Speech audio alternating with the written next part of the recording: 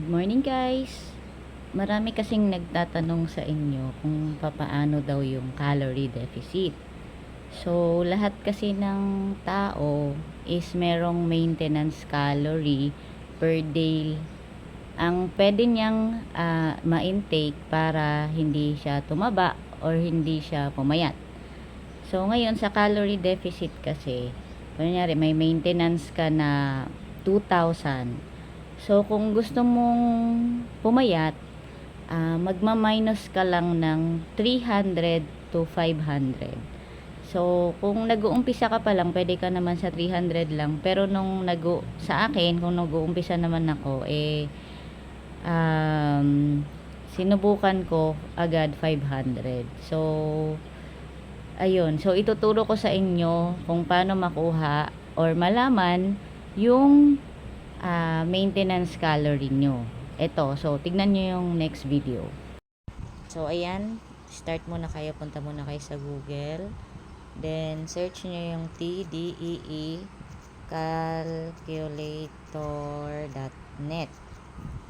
So ayan, pindutin nyo lang yung nasa simula. So nag-start ako, sample sa akin, female, age 34, yung weight ko nung nag-start ako 75 kilogram, ang height ko 150 cm. Then yan, choose nyo lang kung sedentary kayo, office job kung wala kayong ginagawang exercise.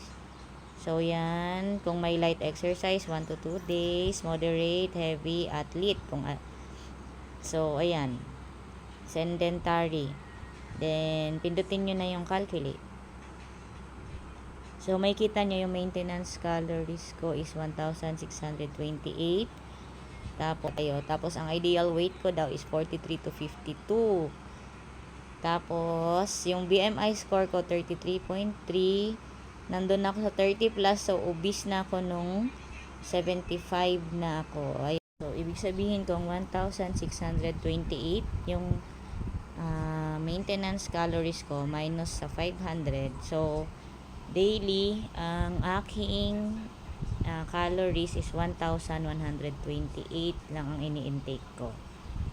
So, ayun guys, sana may natutunan kayo kung paano muna makuha yung maintenance calories na. Sa next video, ituturo ko naman kung paano nalalaman yung calories per food. So, yun. Bye!